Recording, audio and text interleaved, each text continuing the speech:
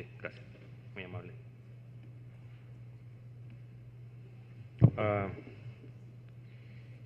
Este es un procedimiento que ya el doctor ha conversado de la experiencia de su hospital. Todos los centros en América Latina están yendo hacia esta tecnología en los pacientes que son inoperables de alto riesgo. Evidentemente la expansión en América Latina va a ser cuando haya ese recurso y las prótesis puedan bajar algo de precio en el futuro inmediato. Se va a expandir rápidamente porque la mortalidad quirúrgica en nuestros países sigue siendo alto y por lo menos en los pacientes de alto riesgo, como va a hablar el doctor Rodríguez, esta técnica seguramente se va a implantar mucho más rápidamente. Yo simplemente me voy a dedicar a decirles cómo hacemos la selección de pacientes. Ya el doctor conversó que se requiere de un equipo de trabajo, se ha hablado reiteradas veces de eso. En el futuro inmediato esto va a ser una técnica que se va a simplificar muchísimo. Hoy en día con los ProStar, por los ProGlide, es muy sencillo hacerlo por vía percutánea solamente sin el cirujano. Si el paciente tiene buenos accesos por encima de 6 milímetros, sin el paciente con anestesia local, sin sedación, con el paciente despierto, como hacer una angioplastia, y los pacientes salen bien. Esto sin duda va a ser el futuro del procedimiento. Ya es el futuro en varias partes del mundo. En América Latina ya ha empezado a ingresar con esta modalidad de trabajo. En mi país se están haciendo en la parte privada donde yo trabajo, todos se hacen por vía percutánea solamente, sin necesidad de cirujanos, con los cirujanos del team en la sala, pero sin tocar el paciente. Y esto va a cambiar radicalmente el procedimiento. Y es muy importante que la gente sepa cómo seleccionar el paciente. Ya el doctor mencionó algunas cosas sobre las guías, y yo solamente me voy a dedicar a cómo seleccionar el tamaño de la prótesis, los accesos vasculares y cómo ver todo esto a través de las técnicas de imágenes, ¿no? El objetivo de la charla es la selección del tamaño de la prótesis, la evaluación de los accesos vasculares, la obtención del plano de liberación, lo cual se puede hacer por CT en segundos, la importancia del CT en la evaluación del acceso transaórtico, el cual hemos hecho 4, quizás uno de nuestros cirujanos ha venido varias veces por América Latina enseñando la técnica.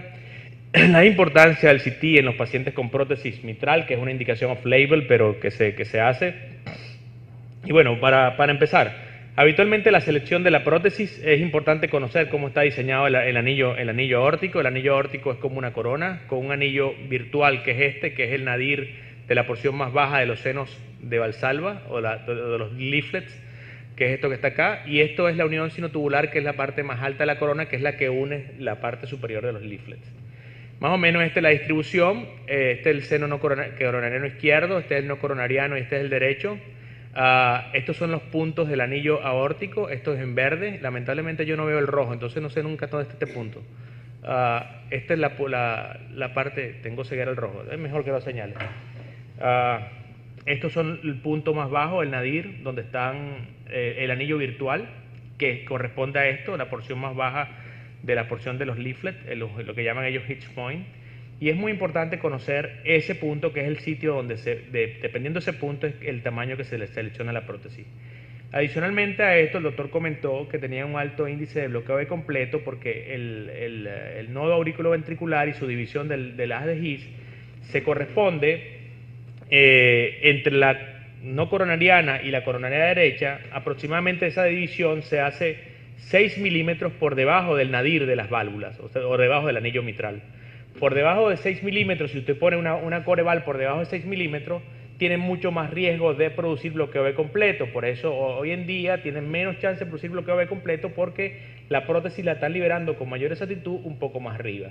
Quizás cuando tengas el nuevo sistema de liberación, ¿verdad?, la vas a poder liberar con mucha más facilidad en la porción cercana al anillo y vas a tener mucho menos bloqueo B completo que el que está señalando, que es lo que está pasando hoy en día con la nueva generación de liberación que tiene Coreval, que es el AccuTrack, que es el sistema de liberación nuevo, y con eso vas a poder liberar la prótesis más arriba sin producir daño en el sistema de conducción auriculoventricular. Sin duda, el eco ha sido la técnica más utilizada hasta ahora para seleccionar el tamaño de la prótesis, pero la tomografía ha tomado un rol importante en los últimos 2 años a partir de una serie de trabajos publicados por el Grupo de Vancouver, el cual ha publicado cantidades de papers, y esto se ha reproducido en varias partes del mundo más o menos en forma similar. Aproximadamente han habido 80.000 implantes, la mayoría de ellos se han basado en el eco, en una sola medición, en el eje longitudinal o el eje largo. El ecocardiograma sin duda alguna es una técnica portable, como se ha señalado durante el día de hoy, que no es radiante y que no requiere contraste, se puede realizar durante el procedimiento y al menos el 50% de los pacientes quedan sin insuficiencia aórtica una vez colocada la prótesis. Evidentemente, el anillo aórtico virtual no es un anillo circunferencial, sino que es un anillo oval. Y evidentemente, lo que hace el eco transesofágico es hacer esta medida que está señalada en rojo entre la coronaria derecha y la no coronariana, que es esta zona. Habitualmente se requiere un poco más de angulación de grados del eco transesofágico para medir el diámetro menor, que es el que pasa entre el seno coronariano derecho y la unión de las comisuras entre la no coronariana y la coronariana izquierda. Eso sería el diámetro sagital que mide el ecocardiograma transesofágico. Pero el ecocardiograma transesofágico bidimensional es incapaz de medir este diámetro. Y este es el diámetro máximo del anillo, que se llama el diámetro coronal. Y ese diámetro es casi perpendicular a este diámetro, que es el que mide el eco transesofágico, casi perpendicular. La ventaja de la medida del eco transesofágico, que es esta, con respecto a la medida del diámetro medio, que es la sumatoria entre el menor, que es esto, y el mayor, que es esto, es que este se parece al diámetro medio. De allí que tenemos la suerte de que el diámetro medido por eco transesofágico es muy similar al diámetro medio medido por tomografía, o sea, el diámetro medido entre el eje mayor y el eje menor, o sea, entre el diámetro coronal y el diámetro sagital. Más o menos es esto es una expresión anatómica. Esto es lo que hace el eco transesofágico. Esta es la coronariana derecha, esta es la no coronariana, esto sería el eje menor real, y el eje mayor o coronal, que lo puede medir la tomografía o el eco 3D, es este diámetro, que en la forma oval, este es el diámetro mayor. ¿Ok? Eso es muy importante. Entonces, el tamaño de la prótesis es muy importante medir el anillo, porque si te queda muy chiquitico, vas a tener regurgitación o embolización, y si te queda muy grande, puedes romper el anillo y tener hematoma, o ruptura el anillo y tener un hemopericardio. Entonces, entre esa balanza tenemos que medirnos, por eso la medición del anillo es crítica. Entonces, si infraestimas puede haber embolización o fuga, si sobreestimas puede pasar como esto, como un camión que pasa por debajo de una estructura que es muy grande, evidentemente puede partirla.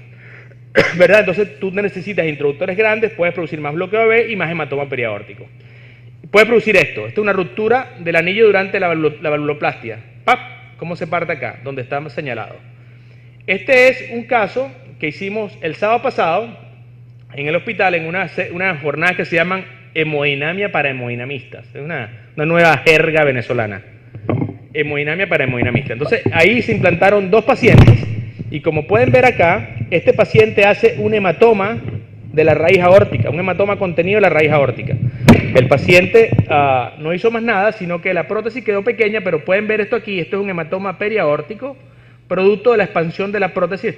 Evidentemente este es una Edward, y evidentemente aquí tiene una pequeña colección periaórtica. Esto pasa 1 cada 200 pacientes si usted hace la medida en forma correcta. Puede pasar esto también, que usted subestime el tamaño, entonces quede con fuga paravalvular como esto. Esta es una fuga paravalvular por lo menos importante, posterior, producto de infraestimación o de calcificación periaórtica. Evidentemente las fugas pueden pasar por varias razones.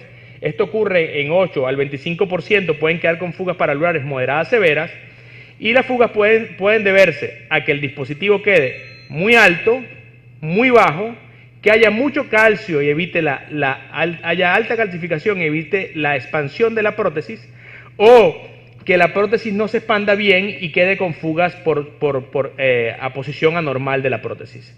En este caso, por ejemplo, como pueden ver aquí, esta es una válvula que está completamente subexpandida, que no está coactando en forma apropiada y que queda con un jet de regurgitación paravalvular aórtica muy grande, severo, y se ve rápidamente la regurgitación mitral diastólica, producto de las presiones de llenado elevadas. La regurgitación paravalvular sin duda está asociada con mortalidad. Mientras más es el grado de regurgitación mitral, paravalvular aórtico, perdón, mayor es la mortalidad, y aproximadamente la mitad de los pacientes están muertos a los 2 años. Miren, 24 meses, la mitad de los pacientes están muertos a los 2 años cuando quedan con regurgitación moderada severa, la tabla gris. Entonces es muy importante que la medición sea óptima para que no quede infraestimada el tamaño de la prótesis y que quede bien impactada la prótesis allí. Entonces de allí que la medición la debemos hacer en varios planos, no solamente el plano del eco transesofágico, que como explicamos, lo que hace es medir este diámetro sagital pequeño y es incapaz de medir el diámetro coronal grande, este que acabamos de mencionar.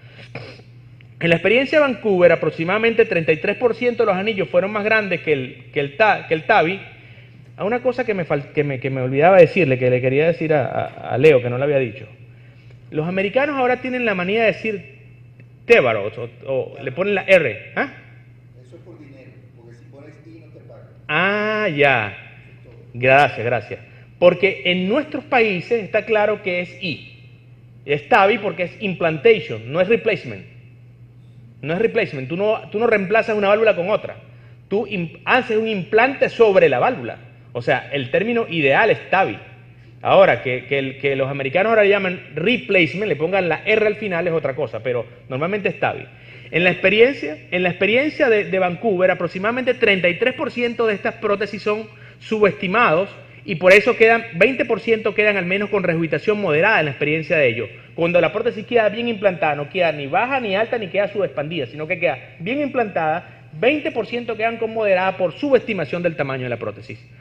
Nosotros estuvimos en Vancouver haciendo el entrenamiento con ellos hace aproximadamente 2 años, con el grupo del Dr. Wet, y por experiencia de ellos, publicaciones de ellos y de un grupo holandés, se muestra claramente que el eco transesofágico subestima el anillo más o menos 2 milímetros, el eco el eco transesofágico en 1 milímetro, y el eco transesofágico en el 30% de los pacientes puede subestimar hasta 2 milímetros de diámetro. Es muy importante esto porque puede haber una subestimación del tamaño y, como explicamos, puede haber subestimación y presencia de regurgitación paravalvular cada vez que tú subestimas. De allí que si bien no existe un gold estándar para medir el anillo, lo más cercano a un gold estándar, sin duda, es el CT. El CT es en promedio 2 a 3 milímetros más que el transesofágico y esto es más 1 milímetro que el eco transtorácico, más o menos aproximadamente en general. De allí que mucha gente hoy en día hace mediciones biplanares por eco transtorácico biplanar, transesofágico biplanar, midiendo el anillo no solamente en un eje, sino también midiéndolo en el eje mayor, en el eje menor y en el eje mayor. Eso es muy importante porque te permite no infraestimar el tamaño de la prótesis. Ya dijimos que era similar al diámetro medio y eso es muy importante. ¿Qué pasa cuando lo seleccionamos por CT? Bueno, esta es la experiencia del grupo de Vancouver que muestra claramente que cuando se selecciona por CT y tú expandes las prótesis 10% del tamaño que te dio por el área medida por CT, usted puede reducir la regurgitación paravalvular de un 20%, ¿verdad?, a un 2% cuando sobreestima 1 milímetro. Y cuando usted sobreestima 10% el tamaño, la regurgitación paravalvular en el caso de Edward Sapien es 0%. Esto es de gran importancia, probablemente es muy impactante para la publicación y no sea en la vida real así, pero hoy en día esto ha llevado a que la mayor parte de los grupos seleccionen hoy en día el tamaño de la prótesis más por CT que por eco, o una conjunción de ambas técnicas, cotejar ambas técnicas. El Harting hace presentaciones en pantalla gigante y presenta las imágenes del eco, las imágenes de tomografía, y en base a eso cotejan todas las mediciones de la raíz aórtica y en base a eso toman la decisión de qué prótesis colocar, qué tamaño de prótesis. Cuando se hace con la Coreval, los datos no son tan impactantes. La reducción de regurgitación puede reducirse de 25% de 2 o más cruces a 14% cuando se hace por perímetro basado en tomografía. Ahora, ¿cómo se mide esto de diámetro medio, área y perímetro? Bueno, es muy sencillo hacerlo en tomografía, por debajo donde dijimos que quedaba el hinge point o los puntos más bajos en el anillo virtual, se puede medir la distancia que hay alrededor del anillo, y esto es lo que se llama perímetro, la distancia. El área simplemente es el área que ocurre debajo del anillo virtual, y el diámetro medio no es más que el promedio entre el diámetro mínimo y el diámetro máximo, que como dije es casi perpendicular el diámetro máximo al eje coronal que medimos por tomografía. Esto es más o menos las medidas que se hacen, ya el doctor explicó esto claramente en su lámina. Se puede hacer la medida del anillo, de la unión sinotubular, de los senos, de la unión sinotubular y de la aorta ascendente. Y esto es lo que se hace habitualmente, son medidas muy gráficas de hacer, muy reproducibles en la práctica diaria, y adicionalmente a eso permite cotejar la cantidad de calcio que hay en el anillo o debajo en el anillo virtual. Y eso es de gran importancia hoy por hoy, como vamos a ver más adelante, cuando ese diámetro o de la calcificación es más de 4 milímetros, la presencia de regurgitación paravalvular aórtica es mucho mayor. ¿Son reproducibles estas medidas? Evidentemente que sí. Las dos medidas que son reproducibles son el diámetro medio y el área paravalvular. Quizás de las medidas que hacemos rutinariamente, el perímetro es la que menos es afectada por el ciclo cardíaco en la sístole y la diástole, y es casi igual en el transcurso de la sístole y la diástole, y probablemente es la técnica hoy por hoy más aceptada por la mayor parte de los europeos y las personas con que trabajamos nosotros. Habitualmente nosotros medimos las tres cosas: área, perímetro y diámetro medio, y lo otorgamos en un reporte, además de otorgar las características de la calcificación. ¿Qué hago para seleccionar en base al perímetro del área? Es muy sencillo. Existen, por ejemplo, Sapien tiene 4 prótesis. La prótesis que está a mano izquierda solamente existe en Japón, la número 20. Estas existen en todas partes del mundo, la 23, la 26 y la 29. Entonces, lo que usted tiene que saberse, tiene que tener este rótulo en su laboratorio. Es muy fácil, lo pega, lo fotocopia y lo pega allí. Y se sabe entonces el área de esta válvula abierta completa es 4.15, esta es 5.13 y esta es 6.61. ¿Qué significa esto? Que si usted tiene un área en su válvula que midió por tomografía de 6.5, usted no le puede poner ninguna prótesis. ¿Por qué? Porque requiere su sobreexpansión de 10% y la válvula le va a quedar demasiado chiquita para el anillo. Igualmente, si mide 5, entonces usted no le va a poner una 23, ¿verdad? Sino que se va a ir para una 26 o una 29 dependiendo de la sobreexpansión que quiera. Entonces es muy importante conocer las áreas valvulares para poder seleccionar el tamaño de la prótesis. Igualmente para la Coreval también existe lo mismo. Existen diámetros del anillo medida por eco transesofágico y hay áreas de perímetro para cada una de ellas. Por encima de áreas de 660, igual que la Coreval, que la Edwards, no se puede colocar ninguna prótesis. Entonces nosotros tenemos ya como rango que cuando nos pasa a 660 eso no se le puede poner nada, ¿verdad? 650, olvídate de ponerle algo porque vas a quedar en una zona roja y se te puede desprender la prótesis de allí. Igualmente, cuando la prótesis es muy chiquita, por debajo de 314, ¿verdad? Evidentemente nosotros tenemos alto riesgo de romper el anillo colocando una prótesis de esta. Este es un semáforo, igual, usted requiere sobreexpansión en la prótesis entre 10 a 20%. Si usted sobreexpande menos de 10%, está en esta zona roja y tiene alto riesgo de embolizar o de que quede con regurgitación paravalvular y usted no la puede colocar. Entonces, en base a su medición que le dio el tomografista o la persona que hace la tomografía, en este caso mi persona, le puedo decir, mira, esto es el área tanto, esto corresponde a una prótesis de tanto por aquí, por esta medida. ¿El 3D es una posibilidad? Sí, es una posibilidad, nosotros no hacemos esto, pero bueno, está publicado que puede ser una posibilidad. Hoy en día se han desarrollado nuevas prótesis, por ejemplo la Sapien 3, que tiene un anillo desellado para evitar la regurgitación paravalvular, y existen nuevas prótesis, las nuevas van a venir. El Leonardo le va a presentar una que tienen una experiencia reciente con Direct Float, y también existe esta que iba a hacer el entrenamiento la semana pasada en Alemania, va a llegar a Venezuela en los próximos 4 meses, que se llama Engager, que es de Medtronic, que se coloca por vía transapical y que ya hay varios trabajos observacionales que muestran que esta válvula reduce la regurgitación paravalvular porque se ancla en forma diferente. El anclaje es transapical y cuando tú la bajas se mete dentro de los senos y sella los senos en forma perfecta. Esta es una válvula que va a llegar y también va a tener una aplicación. Van a tener diferentes modelos de válvulas para poder probablemente reducir la regurgitación paravalvular. ¿Qué hacemos entonces para seleccionar la medida? Siempre hay que hacerle un eco transtorácico que confirma, como dijo el doctor, la severidad de la estenosis aórtica. Mañana vamos a hablar de esto, que esto tiene que ser un plan muy cuidadoso, muy meticuloso, hecho por personas que sepan hacer ecografía. Es el método inicial con el cual se puede planificar el caso, porque usted puede hacer una medición aproximada del anillo, sabiendo que va a infraestimar aproximadamente 2 a 3 milímetros el diámetro de la tomografía. Y el eco transesofágico puede hacerlo solo si los diámetros son extremos, o sea, por debajo de 18, por encima de 27, para confirmar si usted le puede poner una prótesis. En aquellos pacientes donde usted está empezando a hacer una curva de aprendizaje, probablemente hacer los dos métodos, el eco transtorácico y el transesofágico, sea útil porque el eco transesofágico te permite además descartar trombo en orejuela izquierda, ver adicionalmente otras estructuras, la calcificación de aorta ascendente, etcétera, etcétera, etcétera. Evidentemente las mediciones ya las mostró el doctor, este es el anillo, este es los senos, esta es la unión sinotubular, hacemos las mediciones, la ponemos allí, esta es la forma o formato con el que se la presentamos a las personas que van a hacer hemodinamia. Habitualmente sacamos el seno de la manera que la válvula no coronariana sea más pequeña y que el seno posterior sea lo menos ancho posible, o sea, lo que estamos más cercano a la comisura para poder obtener el mayor diámetro posible, y ese probablemente se logra con angulaciones un poco superiores a 120 grados, o sea, 133, 140 grados, y ahí más o menos es que nos inclinamos para poner esto.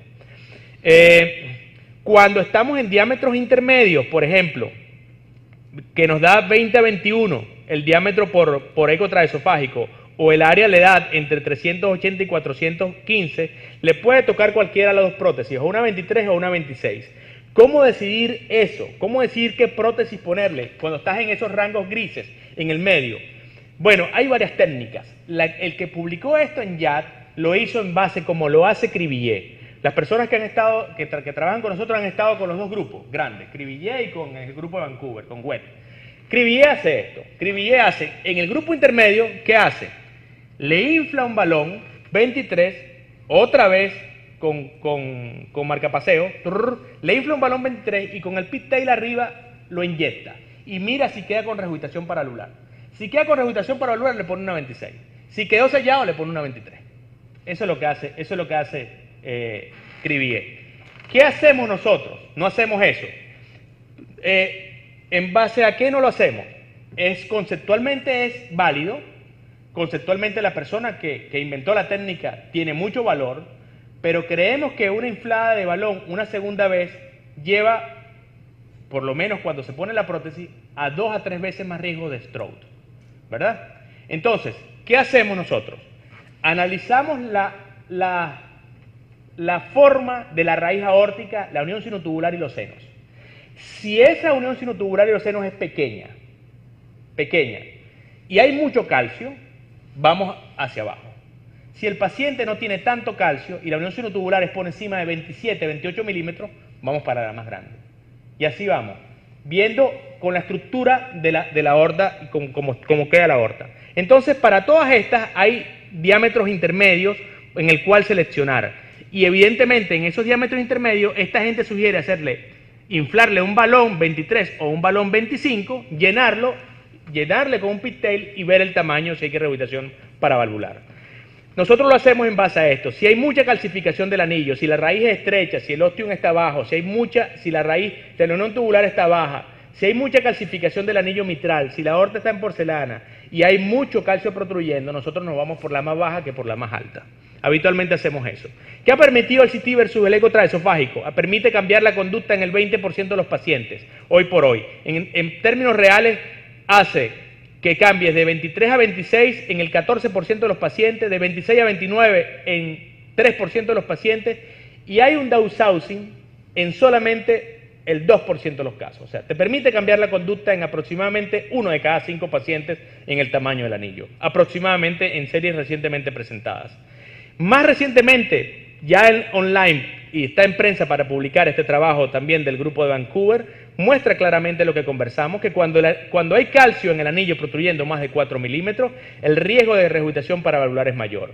Y el riesgo de ruptura es mayor cuando el inflado del anillo es mayor de 20%. O sea, tienen que tener cuidado con esos dos, esa balanza que mostramos al inicio, entre ruptura y riesgo de regurgitación paravalvular. Ruptura del anillo y riesgo de regurgitación. Eso tiene que ser siempre presente. Entonces, cuando hay mayor de 4 milímetros de producción de calcio, existe un riesgo de 66% de desarrollar regurgitación paravalvular aórtica moderada severa. Es muy importante eso. Lo otro que permite la tomografía es medir la distancia entre el seno y la emergencia de la coronaria. Esto es muy importante para la Edward. No es tan importante y tan vital, a pesar de que se considera también un valor para la Coreval, pero distancias por encima de 10 son seguras para poner una prótesis coreval, no así una Edward con bastante calcio allí puede tener embolización o cierre de la coronaria. La otra cosa que sirve esto, aparte de medir el tamaño del anillo y seleccionar el tamaño de la prótesis, es medir los accesos vasculares. Los accesos, evidentemente, las primeras series mostraban unas complicaciones vasculares cercanas a 15%, y todo el mundo que ha trabajado con catéteres grandes por encima de 18 o 24 French ha visto esto, la extracción completa de la ilíaca, y en series antiguas se dan cuenta que estos pacientes, cuando tienen una complicación vascular, la sobrevida al año es aproximadamente la mitad de los pacientes, o sea, la mitad está muerto. Y la mortalidad hospitalaria es aproximadamente 36%. Hoy en día, la tomografía tiene un gran rol en medir los accesos, porque la tomografía permite medir exactamente los accesos y ver el grado de calcificación de los accesos, el cual es infraestimado por la angiografía. Este es un caso muy característico donde no se ve calcio en la angiografía normal y convencional, pero en la tomografía se puede ver calcio circunferencial en el ostium de la ilíaca externa, como lo pueden ver aquí. Entonces, la calcificación circunferencial aumenta el riesgo de ruptura, y cuando... Vamos a terminar ya vamos a terminar. No vamos a estar hasta la medianoche, ya vamos a terminar. Cuando hacemos esto, es muy importante medir si hay calcio circunferencial, sobre todo en las bifurcaciones.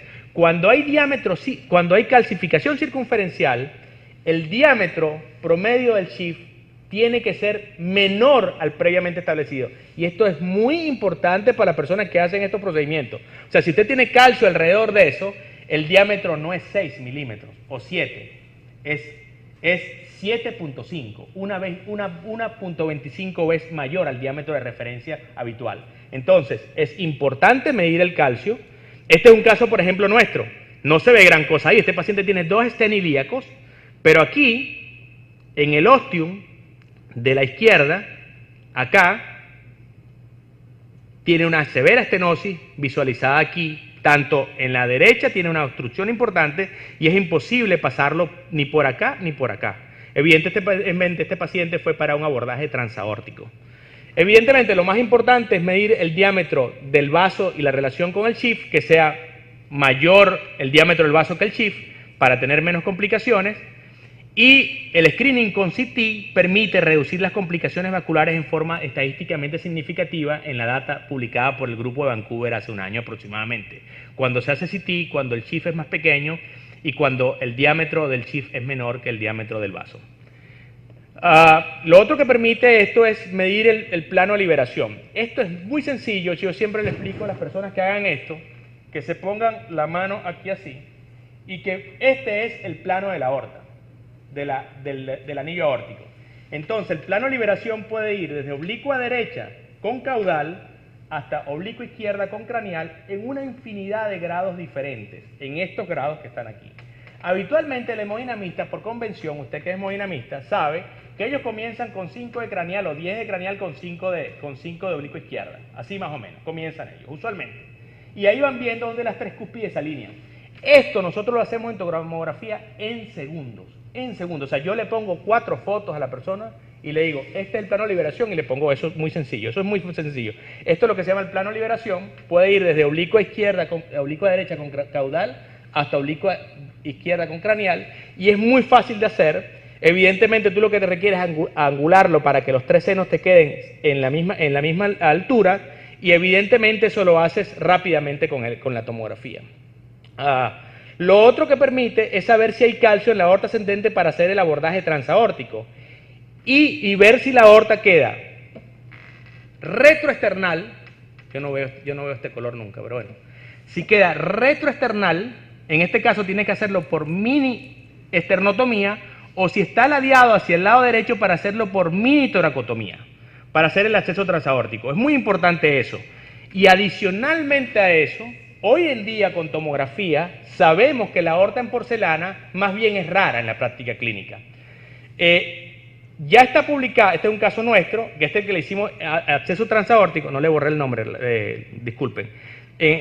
Habitualmente en la aorta ascendente, en esta área donde se accesa 4 a 6 centímetros por encima, dependiendo de la prótesis, usualmente no hay calcio. Eso se ha visto en estudios grandes, por ejemplo como este, donde en la zona de liberación de la aorta, que es aquí, menos o cercano al 1% de los pacientes nada más tienen calcio allí. O sea, que Dios fue grande y le brindó a la gente que no tuviera calcio 4 a 6 centímetros por encima del anillo, y por ahí se puede entrar en el 99% de los casos. Adicionalmente, si el paciente ha sido operado, es muy importante saber la distancia, si hay adherencias de la vena innominada al esternón y si está pegada a la aorta allí. Y cuando hay prótesis, es muy importante, prótesis mitrales, si la distancia es mayor de 3 milímetros entre el anillo y esto, para que la prótesis no haga lo que se llama el efecto en pepa de semilla o en pepa de, ¿cómo se llama? De patilla. De patilla, que tú pones y la prótesis se empuja hacia arriba y suele saltar de sandía, pues, que lo pueden llamar acá. Entonces es muy importante eso. Entonces, bueno, la tomografía tiene un rol importante en la selección del tamaño, en la evaluación de los accesos, en la obtención del plano de liberación, en la evaluación del acceso transaórtico, en los pacientes con prótesis mitral. La medición de la severidad por eco debe ser muy cuidadosa. El anillo es oval, el eco 2D mide solamente un diámetro, recuerden eso. El eco transtorácico usualmente confirma la severidad de la estenosis y permite orientar el tamaño del anillo, aunque subestima más o menos 2 a 3 milímetros el diámetro del CT. El eco transesofágico es una herramienta muy útil para medir el anillo, pero puede subestimar el diámetro aproximadamente 1 a 2 milímetros. El CT hoy en día probablemente es lo más cercano al gold estándar para la medición y es la técnica más utilizada hoy por hoy para hacer esto. Con eso quiero terminar y gracias.